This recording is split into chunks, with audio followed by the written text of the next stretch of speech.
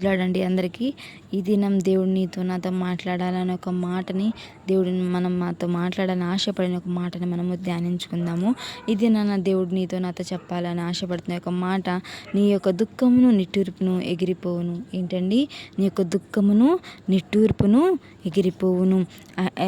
యెషయా 35వ అధ్యాయము 9వ వచనం మనం చూసుకున్నట్లయితే అక్కడ విమోచింపబడిన వారే అక్కడ నుందురు. మధ్యలోనే చూద్దామండి. యెహోవా విమోచించిన వారు పాటలు పాడుచు తిరిగి సియోనుకు వచ్చెదరు. వారి తలల మీద నిత్యానందముండును. వారు ఆనంద సంతోషం గలవారే వచ్చెదరు. దుఃఖమును నిట్టూర్పును ఎగిరిపోవును. ఏంటంటే దేవుడు చెప్తున్నాడు, యెహోవా విమోచించిన వారు పాటలు పాడుచు సియోనుకు తిరిగి వస్తారంట. ఎవరైతే బంధకాల్లో ఉన్నారో, ఆ యొక్క శ్రమలలో, నిందల్లో, అవమానాల్లో, లేదంటే వ్యాధితో బాధపడుతున్నారు, అయితే దేవుడు చెప్తున్నారు, దేవుడు విమోచించి పాటలు పాడుచు తిరిగి సియోనికి మనం తిరిగి వచ్చేవారుగా మన తలల మీద నిత్యానందం ఉండినట్లుగా దేవుడు చేయబోతున్నాడంట. అయితే దేవుడు చెప్తున్నాడు, అది యెషయా గ్రంథం 35వ వచనం అధ్యాయంలో మనం చూసుకున్నట్లయితే, అరణ్యమును ఎండిన భూమి సంతోషించును, అడవి ఉల్లసించి కస్తూరి పుష్పము వలె పూయును. అది బహుగా పూయిచు ఉల్లసించి సంగీతములు పాడుచు లెబనోను సౌందర్యం దానికి కలుగును, కర్మేలు షారోనుకున్న సొగసు దానికి ఉండును అని యెహోవా మహిమ, ఆయన దేవుని తేజస్సు చూచును. దేవుని యొక్క తేజస్సు ఏంటంటే, అరణ్యంలో ఎండిన భూమి సంతోషించబోతుందంట. ఏదైతే మన యొక్క జీవితంలో అరణ్యం వంటి పరిస్థితులు మనం ఉంటున్నామో, ఎండిన యొక్క భూమి వల్లే మన జీవితం, మన యొక్క సమస్యలు, మన యొక్క ప్రాబ్లమ్స్ కానీ, మన యొక్క జీవిత విధానం ఏదైతే ఎండిన భూమి వలె మనది ఉందేమో, అయితే దేవుడు చెప్తున్నాడు, మనం ఉల్లసించు కస్తూరి పుష్పం వలె మనం పూయబోతున్నామంట. అంతేకాదు సంగీతములు పాడుచు ఉల్లసించుదురంట. లెబనోను యొక్క సౌందర్యం మనకి కలగబోతుందని దేవుడు చెప్తున్నాడు. అయితే దేవుని యొక్క తేజస్సు మనము చూడబోతున్నామంట. ఆమేన్ చెప్తారా? దీని మీ పక్కన వాళ్ళతో చెప్పండి, నేను దేవుని యొక్క తేజస్సుని చూడబోతున్నాను అని చెప్పి. సడలిన చేతులను బలపరచుడి, తొట్టిల్లు మోకాళ్ళను దృఢపరచుడి, చంచల హృదయులతో ఇట్లా నుండి భయపడక ధైర్యంగా ఉండుడి, ప్రతిదండ చీటకి మీ దేవుడు వచ్చుచున్నాడు అని దేవుడు చెప్పమంటున్నాడు. ఏంటండి? సడలిన చేతులు, ఎక్కడైతే చేతులు సడిలిపోయి ఉంటాయో, తొట్టిన మోకాళ్ళు దృఢపరచుడి. ఎక్కడ బలహీనతలో ఇంకా నీరస పడిపోయినావో, ఎక్కడైతే నీ యొక్క సమస్యలను బట్టి, నీకున్న ప్రాబ్లమ్స్ని బట్టి ఎక్కడ నిరాశ పడిపోయి ఉన్నావో, నీకున్న అనారోగ్యతను బట్టి నిరాశలు, ఒంటరితనంలో బాధపడుతున్నావేమో, దేవుడు చెప్తున్నాడు, సడలిన చేతులను బలపరచుడి, తొట్టిల్లిన మోకాలను దృఢపరచుడి. ఎక్కడైతే నీ ప్రార్థన జీవితం, నీ సమస్యను బట్టి నిరాశ పడిపోయావేమో, నీ సమస్యను బట్టి నువ్వు దేవునికి దూరం అయిపోయావేమో, నీ యొక్క బలహీనతను బట్టి, నీ యొక్క అనారోగ్యతను బట్టి, నీ జీవితాన్ని ఎదుర్కొంటున్న అవమానం బట్టి, నిందన బట్టి నా యొక్క దేవుని ప్రార్థనకి దూరం అయిపోయామో, దేవుడు చెప్తున్నాడు, నీ మోకాళ్ళను దృఢపరచు. ఎక్కడైతే నీ మోకాళ్ళు త్రొట్టిల్లిపోయినా దేవుని సన్నిధిలో మోకరించకుండా, దేవుడు చెప్తాడు, నీ మోకాళ్ళను దృఢపరచమని దేవుడు చెప్తున్నాడు. తిరిగి దేవుని సన్నిధిలో మోకరించడం స్టార్ట్ చేయి. దేవునితో గడపడం నువ్వు ఏ సమస్యను బట్టి ఆపేసేవేమో, లేదా దేవుని విషయంలో దేవుడు ఇంతేలే, ఇంకా దేవుడు నాకు జవాబు ఈడా అని దేవుని విషయంలో ఏ విధమైన నిష్ఠూరమైన ఒక మనసును ఏదైనా కలిగి ఉన్నావేమో, దేవుని విషయంలో దేవుడు చెప్తున్నాడు, తిరిగి నీ మోకాళ్ళను, తుట్టిల్లిన నీ మోకాళ్ళను నువ్వు దృఢపరచమని దేవుడు చెప్తున్నాడు. యేసు నామములో తిరిగి మోకాళ్ళ అనుభవం మనము కలిగి ఉందుముగాక. ఏ సమస్యను బట్టి దేవునితో ప్రార్థనలో గడపకుండా, దేవునితో ఒంటరి యొక్క అనుభవం, దేవునితో ఏకాంతం గడపలేకుండా, దేవుని యొక్క ప్రేమ లోతులోనికి, వెత్తులోనికి వెళ్ళకుండా, ఇదే పైపైన జీవితం, క్రైస్తవులమే కానీ చర్చికి వెళ్తూ వస్తూ ఏదో ఆదివారం భక్తితో ఏదో వెళ్ళాలి, ఖచ్చితంగా ప్రార్థన చేయాలి, పడుకునేటప్పుడు లెగుగానే ప్రేయర్ చేయాలి అనేదాన ఆనవాయితీ అయిన జీవితాన్ని మనం జీవిస్తున్నామేమో. కానీ దేవుడు చెప్తున్నాడు, సడలిన మోకాళ్ళను నువ్వు దృఢపరచమని దేవుడు చెప్తున్నాడు. ఏ విషయంలో నీ మోకాళ్ళు సడలిపోయినాయో ప్రార్థన చేయకుండా, ఏ విషయంలో మనం చంచల హృదయమై, ఎప్పుడైతే మనం ప్రార్థన జీవితం ఎప్పుడైతే మనం కోల్పోతామో మన హృదయం ఏమైందంటే చంచల హృదయంగా అయిపోతుంది. అంటే స్థిరమైన హృదయం అనేది లేక ధైర్యం అనేది మన హృదయంలో కోల్పోతాము. ఎప్పుడైతే మన ప్రార్థన అనుభవం మనం కలిగి ఉంటామో, ప్రార్థన జీవితం కలిగి ఉంటామో, మన పరిస్థితులను బట్టి మనకి ధైర్యం అనే ఆత్మ మనలో నింపబడుతుంది. నీ ప్రార్థన నీ యొక్క సమస్యను ఎదుర్కొనే ధైర్యాన్ని ఇస్తుంది. నీ యొక్క ప్రార్థన జీవితము నీ సమస్యలో గట్టిగా దృఢంగా నిలబడే శక్తి నీకు ఇస్తుంది. కానీ ఎప్పుడైతే ప్రార్థన జీవితం లేకుండా మనము మన సమస్యను చూస్తూ ఉంటామో మనకి అవిశ్వాసం వస్తూ ఉంటుంది. నీ సమస్య నీకు పెద్దదిగా కనిపిస్తుంటుంది. కానీ నువ్వు ఎప్పుడైతే నీ ప్రార్థన జీవితంలో మోకాళ్ళు అనుభవం కలిగి ఉంటావో, ఎప్పుడైతే నువ్వు తిరిగి మోకరిస్తావో దేవుడు ఆ సమస్యని నీకు చిన్నదిగా నీకు కనపడుతుంది. నీ మోకాళ్ళ ప్రార్థన నీ సమస్య నీకు చిన్నదిగా కనపడేలా చేస్తుంది. నీ మోకాళ్ళ ప్రార్థన జీవితం నీ సమస్యని నువ్వు జయించే శక్తి కలిగిన వారిగా నిన్ను నిలబడుతుంది. నీ మోకాళ్ళ ప్రార్థన జీవితము నిన్ను సమస్య నీకు జయించగలను అనే ఒక ధైర్యాన్ని నీకు నింపుతుంది. అయితే దేవుడు చెప్తున్నాడు, ఇది నాన్న భయపడక ధైర్యంగా ఉండడి, ప్రతి దండన చీటికై నీ దేవుడు వస్తున్నాడు. దేవుడు నీ పక్షాన దిగి వస్తున్నాడు. ప్రతి దండన దేవుడు చేయబోతున్నాడు. నీ ప్రతి విషయం దేవుడు సైలెంట్గా ఉన్నాడని నువ్వు అనుకుంటున్నావేమో, దేవుడు ఆన్సర్ ఇవ్వట్లేదని నువ్వు అనుకుంటున్నావేమో, కానీ నువ్వు భయపడక ధైర్యంగా ఉండి ప్రతి దండన చేయు. దేవుడు చేయని తగిన ప్రతీకారమైన చేయునంట. ఆయన వచ్చి తానే మిమ్మల్ని రక్షించడంట. ఆయనే దేవుడు నిన్ను రక్షించబోతున్నాడు. ఆయనే సొంత ఆయన చేతులతో నిన్ను రక్షించబోతున్నాడు. అంతేకాదు దేవుడు చెప్తున్నాడు, గుడ్డి వారి కన్నులు తెరవబడును. ఆయన నీకు కార్యం జరిగి ఎవరైతే గుడ్డిగా వారు ఉన్నారో కన్నులు తెరవబడును. ఆత్మీయ కన్నులు దేవుడు మనకి చేయబోతాడు. అంతేకాదు చెవిటి వారి యొక్క చెవులు విప్పబడును. కుంటివాడు దుప్పి వలె గంతులు వేయును. గొప్ప విడుదల స్వస్థత కార్యాలు మన జీవితంలో జరిగి చూడబోతున్నాం. అంతేకాదండి మూగవాని నాలుక పాడును అంట. దేవుడు గొప్ప కార్యాలు మన జీవితంలో జరిగించబోవడం మనం చూస్తాం. దేవుడు చెప్తాను, అరణ్య భూమి ఎండిన భూమి సంతోషించును, అడవి ఉల్లసించును అని దేవుడు చెప్తున్నాడు. అంతేకా అరణ్యంలో నీళ్లు ఉబుకును, అడవిలో కాలువలు పారును. అటువంటి గొప్ప కార్యాలు దేవుడు అరణ్యం వంటి మన జీవితంలో, అడవి వంటి ఒక పరిస్థితులలో దేవుడు కాలువలను పారు చేయబోతున్నాడు. ఎండ మావులలో మడుగును, ఎండిన భూమిలో నీటి బుగ్గలను పుట్టును. నక్కలు పండుకొని నాటి ఉనికి పట్టులో జమ్ము తుమ్మ గడ్డియు మేతయు పుట్టును. అక్కడ దారిగా నున్న రాజ్య మార్గం ఏర్పడును. నీ ప్రతి పరిస్థితి కూడా దేవుడు రాజ్య మార్గంగా మార్చబోతున్నాడు. ఏంటండి, నాతో కలిసి చెప్తారా? నా పరిస్థితిని దేవుడు నాకు రాజ్య మార్గంగా మలచబోతున్నాడు.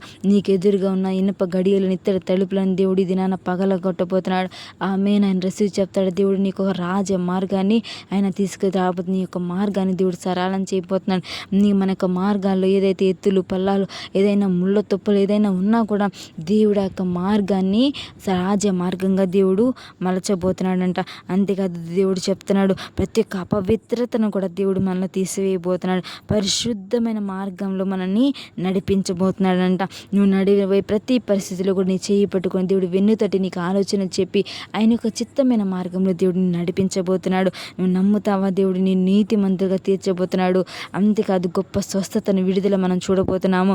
మన ఆత్మీయ కన్నులను దేవుడు తెరవబోతున్నాడు. అంతేకాదు చంచల హృదయం భయపడి ఒక ధైర్యపని ఆత్మ మన నుంచి ఇది వెళ్ళిపోబోతుంది. దేవుడు ఏ ఆత్మను మనకి ఇచ్చాడండి?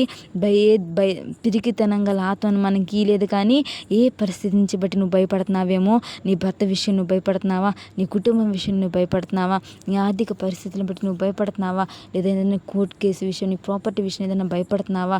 ఏదన్నా దేవుడు చెప్తున్నాడు, ఏ విషయం నువ్వు భయపడొద్దు. ఏ దేవుడు చెప్తున్నాడు, ఈ పిరికితనం గల ఆత్మ నేను నీకు ఇయ్యలేదు కానీ ధైర్యం గల దత్తపుత్రాత్మ నేను నీకు ఇచ్చున్నాడని దేవుడు చెప్తున్నాడు. నీకు ధైర్యం గల దత్తపుత్రాత్మని దేవుడు మనకి ఇచ్చున్నాడు. ఆ ధైర్యం అనే ఆత్మ ఇది నాన్న మన దేవుడు నింపబోతాడు. ఆమె రిసీవ్ అని చెప్తాడా?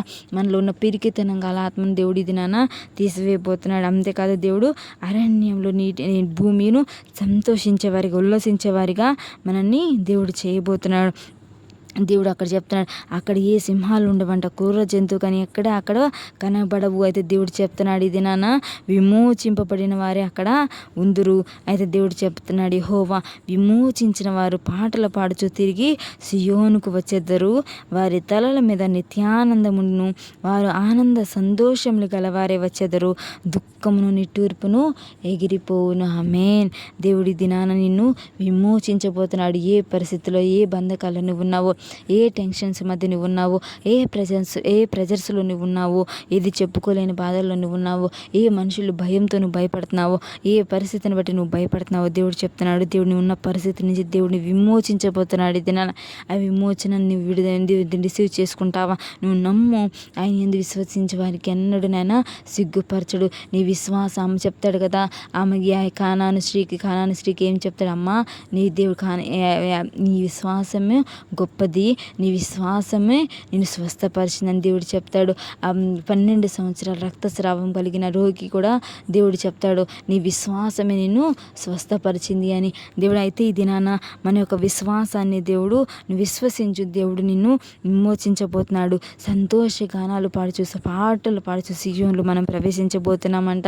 మీ తలల మీద ఇప్పటిదాకా ఏ యొక్క బాధ, నింద, ఏ బరువు నువ్వు మోస్తున్నావో, అంతేకాదు ఏ యొక్క దిగులు, చింత నీ మీద ఉందో దేవుడు చెప్తున్నాడు, నీ చింత యావత్తు నా మీద వేయమని దేవుడు చెప్తున్నాడు. దేవుడు ఈ దినాన్ని నుంచి నీ తల మీద ఏమి ఉంచబోతున్నాడంటే నిత్యానందం నీ తలల మీద ఉంచబోతున్నాడు. అంతేకాదండి, సంతోషం గలవారే మన దుఃఖము, నిట్టూర్పు అన్నీ కూడా దినాన ఎగిరిపోబోతున్నాయంట. ఆమేనని చెప్తావా? దేవుడు ఈ దినాన్ని నీతో మాట్లాడుతున్నాడు. సూటిగా దేవుడు నీతో మాట్లాడుతున్నాడు. నువ్వు ఏ సమస్యలో ఉండి ఈ వాక్యాన్ని వింటున్నావో, ఏ సమస్యలో, ఏ దిగుల్లో నువ్వు వాక్యాన్ని వింటున్నావో, ఏ జవాబు లేని పరిస్థితుల్లో నువ్వు నిలబడ్డున్నావేమో, దేవుడు చెప్తున్నాడు, నీ దుఃఖము, నిట్టూర్పును దేవుడు ఎగిరిపోతుందంట. దేవుడు ఆ విధంగా దేవుడు నీ సంతోషగానాలతో నింపబోతున్నాడు. నిత్యము యొక్క నిత్య ఆనందం నీ తల మీద ఉండబోతుంది. దేవుడు నిన్ను ఉన్న పరిస్థితి నుంచి అగ్నిలో లాగినట్లు దేవుడిని చెయ్యిని పట్టుకొని, దేవుడు పేతురుని ఏ విధంగా నీళ్ళలో మునిగిపోతున్నాడు, ఆయన చెయ్యి అందించి లాగాడో, నువ్వు ఉన్న మునిగిపోయే పరిస్థితుల్లో, నువ్వు ఇక్కడ దిగిపోతున్న పరిస్థితులు, ఊబి వంటి పరిస్థితుల నుంచి దేవుడు నేను ఇది నాన్న విమోచించి బయటకు తీసుకొని రాబోతున్నాడు. నువ్వు నమ్ముతావా? నమ్మినట్లయితే నాతో కలిసి ప్రార్థనలో ఏకీభవిస్తావా? స్తోత్రం దేవా, గొప్ప దేవా, అయ్యా నిన్ను స్తుతిస్తున్నాను దేవా, మహిమపరుస్తున్నాను దేవా, నీ గొప్ప నామాన్ని బట్టి నీకు వందనాలేసయ్యా. నువ్వు చేసిన మేలును బట్టి అయ్యా మమ్మల్ని సంతోషగానాలతో నింపబోతున్నందుకు వందనాలయ్యా. అయ్యా ప్రార్థనలో ఏకీభవిస్తున్న ప్రతి ఒక్క బిడ్డ మీద నీ ఆత్మను కుమ్మరించండి అయ్యా. ఏ దుఃఖంలోంచి బిడ్డ ప్రార్థన చేస్తుందో ఆ బిడ్డ దుఃఖాన్ని నీ సంతోషంగా మలచవా. ఏ బాధలో నుంచి, ఏ నిట్టూర్పుల నుంచి ప్రభా, ఏ అవమాన నిందలోంచి బిడ్డలు నిలబడి ఉన్నారో అయ్యా, ఆ బిడ్డ యొక్క నిందని, అవమానాన్ని నాట్యంగా మార్చయ్యా. అయ్యా ఏ బిడ్డ ఏ ప్రాబ్లమ్స్లో నిలబడి నీ సన్నిధిలో మోకరించున్నారో ఆ బిడ్డలతో మా హృదయాలను మీరు తెప్పరిల్లా చేసినందుకు వందనాలయ్యా. నీ బిడ్డ హృదయ గాయాలను మీరు కట్టండి అయ్యా. ఆ బిడ్డలో ఉన్న ఒంటరితనం తీసివేయండి అయ్యా. ఆ బిడ్డలో ఉన్న భయాన్ని మీరు తీసివేసి దినాన నీ ధైర్యపు ఆత్మ ప్రతి ఒక్క బిడ్డ మీద దిగునుగాక అయ్యా. లైవ్లో ఏకీభవిస్తున్న ప్రతి ఒక్క బిడ్డ మీద ధైర్యపు అనే ఆత్మ దిగునుగాక అయ్యా. ప్రతి ఒక్క బిడ్డ హృదయంలో ఉన్న దుఃఖము, నిట్టూర్పు కొట్టివేయబడునుగాక. ఈ దినం ఎగిరిపోవునుగాక అయ్యా, ఎగిరిపోవునుగా కానీ ప్రార్థిస్తున్నాను అయ్యా. నీ విమోచన గానాలతో మేము తిరిగి సంతోషంతో సియోనుకు మేము తిరిగి వచ్చేదాం గాక అయ్యా. నీ ఆత్మ అభిషేకం ప్రతి ఒక్క బిడ్డ మీద దిగును గాక అయ్యా. నీ కంఫర్ట్ని బిడ్డలకు దయచే, నీ ఆదరణ దయచే, నీ ప్రేమను బిడ్డలతో, నీ ప్రేమతో కప్పమని ప్రార్థిస్తున్నాను అయ్యా. లైవ్లో ఏకీభవిస్తున్న ప్రతి ఒక్క బిడ్డని నీ ప్రేమతో కప్పయ్యా, నీ ప్రేమతో కప్పయ్యా అయ్యా. నైనా ప్రభా, నీ ప్రేమతో బిడ్డల్ని కప్పమని ప్రార్థిస్తూ ప్రభా అయ్యా. లైవ్లో ఏకీభవిస్తున్న ప్రతి ఒక్క బిడ్డని నీ చేతికి అప్పగిస్తూ, ప్రతి ఒక్క కుటుంబాన్ని నీ చేతికి అప్పగిస్తున్నాయినా, నీ రక్తంతో బిడ్డల్ని కవర్ చేస్తూ నజరేయుడైన యేసు నామములో ప్రార్థించి అడిగి వేడుకుంటున్నాం తండ్రి, ఆమేన్.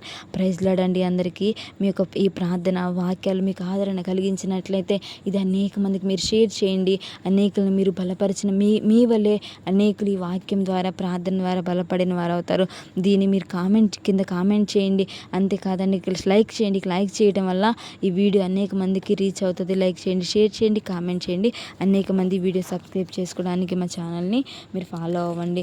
అంతేకాదు అనేకమైన ప్రేయర్స్ మేము కూడా దీంట్లో అప్లోడ్ చేయబోతున్నాం. విచ్ క్రాఫ్ట్కి వ్యతిరేకంగా ప్రేయర్స్ కానీ, సేవకుల గురించి ప్రేయర్స్, ఇలా అన్ని రకాలైన ప్రేయర్స్ మనము మన యొక్క ఛానల్లో మనం చేయబోతున్నాం అనమాట. అయితే మాకు నోటిఫికేషన్ మీకు రావడానికి మా యొక్క ఛానల్ మీరు సబ్స్క్రైబ్ చేయండి. ప్రైజ్ లార్డ్ అండి. అందరికీ మీకు ఏదైనా ప్రార్థన అవసరం ఉన్నట్లయితే కింద ఉన్న వాట్సాప్ నెంబర్కి మాతో కాంటాక్ట్ అవ్వండి. మేము మీకోసం నమ్మకంగా దేవుని దగ్గర ప్రార్థన చేయడానికి మేము సిద్ధంగా ఉన్నాం. ప్రైజ్ లార్డ్ అండి. అందరికీ దేవుడు మిమ్మల్ని దీవించును గాక. ఆమేన్.